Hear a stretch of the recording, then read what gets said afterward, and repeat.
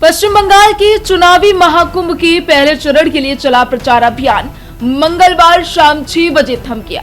23 अप्रैल गुरुवार को राज्य के उत्तर और दक्षिण क्षेत्र की 152 विधानसभा सीटों पर जनता मतदान करेगी, जहां इस बार का चुनावी रण विकास के दावों के विपरीत वोटर लिस्ट में हुई भारी कटौती प्रक्रिया और घुसपैठियों के इर्द गिर्द घूमता रहा।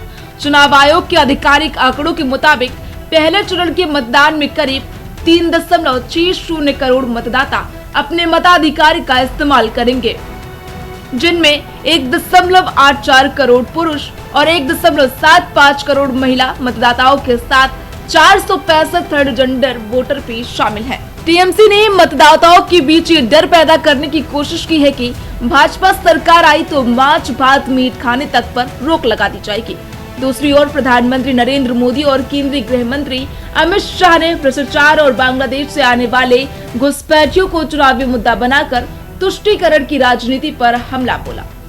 भाजपा ने अपने घोषणा पत्र में यूसीसी और लंबित डीए भुगतान को राज्य में लागू करने का दावा किया है। पश्चिम बंगाल विधानसभा चुनाव में इस बार सुरक्षा बलों की बड़ी संख्या में तैनाती की गई है।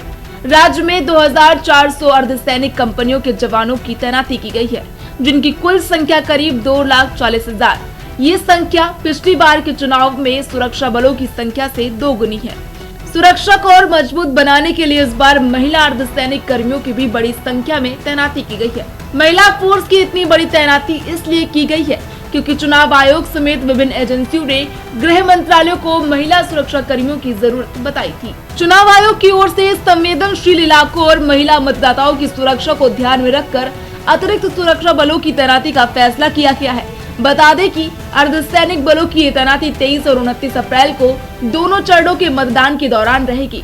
बंगाल चुनाव में जीत के लिए भारतीय जनता पार्टी ने अपनी पूरी ताकत झोंक दी है। इसके बावजूद यहां पार्टी के लिए चुनौती कम नहीं है। दरअसल 2011 में ममता बनर्जी के नेतृत्व में टीएमसी के राज्य में सत्ता संभालने के बाद कांग्रेस और वाम दल पूरी तरह से बाहर हो गए, जिसके बाद उनका कोर वोट बैंक भी छिटक कर टीएमसी के खाते में चला गया। साल 2011 के विधानसभा चुनाव में टीएमसी को जहां 213 सीटें मिली थी, तो वहीं भारतीय जनता पार्टी को केवल 70 सीटों से संतोष करना पड़ा था। पिछले चुनाव 2021 में भाजपा के वोट में 1.5% वोटों की वृद्धि देखी गई, लेकिन टीएमसी का भी इस बार के चुनाव में 3% वोट बढ़ा, जिससे भाजपा के लिए चुनौती बढ़ गई। हालांकि इस बार के चुनाव में भाजपा घुसपैठियों और एसआईआर को बड़ा मुद्दा बनाकर टीएमसी के साथ खेला करने की कोशिश में है। पश्चिम बंगाल की सत्ता में तृणमूल कांग्रेस की अध्यक्ष ममता बनर्जी 15 साल से लगातार मुख्यमंत्री की कुर्सी पर बनी हुई हैं।